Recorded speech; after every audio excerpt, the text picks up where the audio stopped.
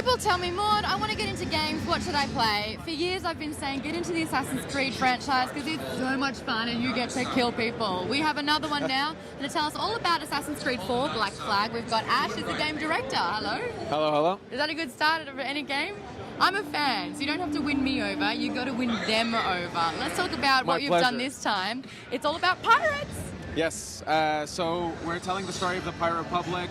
We're telling the story of Edward Kenway, a man who starts off as a pirate. He meets up with assassins, becomes trained by them for their reasons. Okay. And then we're telling the story of a man who is out for himself. He wants fame and glory, but he starts learning about the Creed ideology. And it's one that's a bit selfless. So we have this internal conflict of who am I? What do I want out of life? So this is the story we tell of Edward. And then the backdrop of all this is the Pirate Republic. So it's these men and women who are, lawless men and women who disbanded. Swashbucklers. Wenches. They disconnected from their monarchs. And so they tried to create their own government. But they drank, they swashbuckled. Yeah. So it failed miserably. And so it's a really fun backdrop to tell an AC story on top of. From a technological perspective, we've always wanted to do a pirate game, a bigger-than-life pirate game. But doing, land, cities, natural environments like jungles, and having naval warfare all in one game, I don't know what company out there could do it and have a really high polish level. But with AC, we have such a solid foundation. AC3 pushed some of these elements forward. So we knew about 2 years ago, okay, we can do a pirate game and do it justice. Well, the first time that we saw the naval battle, was in the previous game.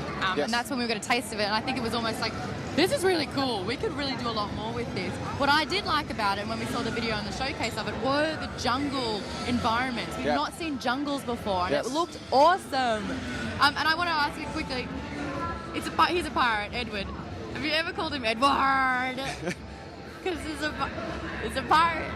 Our whole thing is we're telling an authentic pirate experience. There's no yars. I'm sorry, there's no yars. There's no yar at all? They didn't actually yar. Is there a pirate? There's not even a gangplank. There's no gangplanks. It's not authentic. Well, I have noticed, sticking true with the Assassin's kind of theme, he's still in the hood. The hoodie is like the iconic feature of it. What are some of the iconic things? We moved on from sort of daggers to guns now. So yes, we have guns because pistols, the flintlock pistol was very important during the pirate era. You start the game with 1, you can upgrade to 4, and then you can upgrade the guns themselves. Yeah, 4. How do you do 4 guns at once? Like pulling it with your teeth and like one's got on your toe? You know what? You have to be really skillful to do it, but you can. So Edward has 4 guns, but he also has the hidden blades. As I said, he begins being trained by assassins, so he does receive hidden blades. He has the dual cutlasses, which is the iconic pirate style. And he's got other weapons. He has the blowpipe, which is a stealth weapon. We have other blowpipe? A blowpipe. So the blowpipe, it has different ammo. So for example, the one we're showing here at A3, slightly bigger, yeah. The one we're showing here at A3, it's a berserk dart.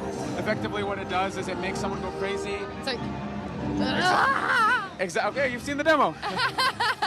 That was my impersonation. It's pretty good. We should mocap it.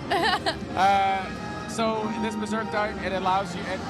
It creates a distraction. Yep. He'll attack anything and everything. He'll attack his teammates. He'll attack you. He'll attack animals.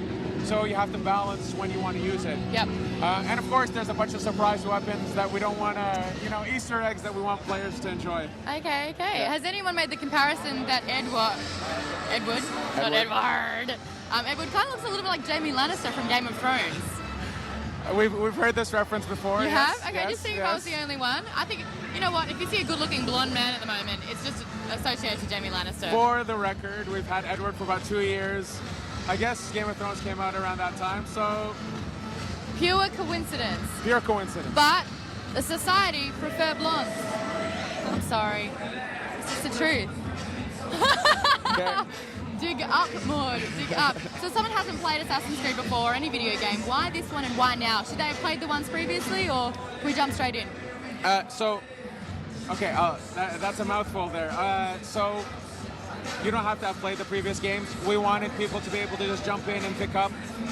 So that's what, when we go to the past, it's really about Edward. You didn't need to know what happened in AC3. The present day continues as well.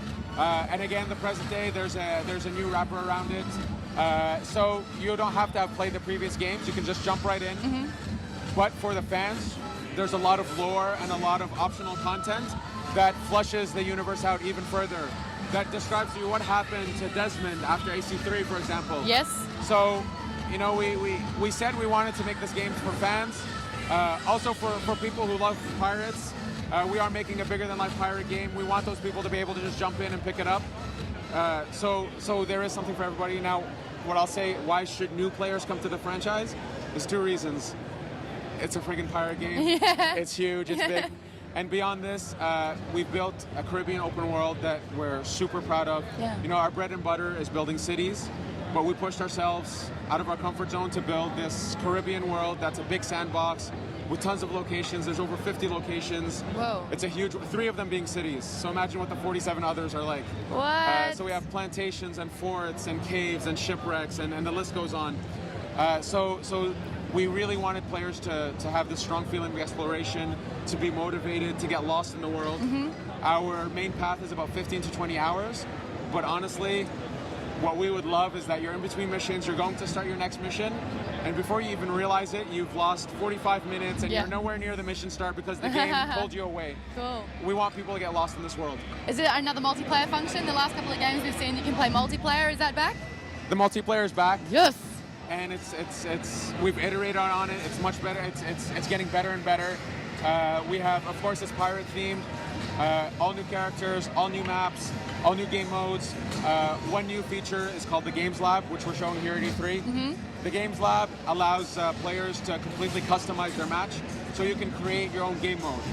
So set up the rules any way you want the session to play, and you can save it, you can upload it, your friends can download it, you can download the top 10, all this. Cool. Yeah. So it's like just like endless kind of opportunities for what you can play. We want people to feel that their hard-earned money is worth it and that they can spend as much time as they want in this world, and that there's always something new for them to see.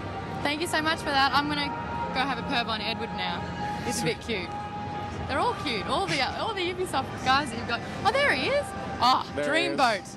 Look at him handling that cannon. I'm Oh. not trying to say he's a good-looking guy. Yeah. Thank you for that.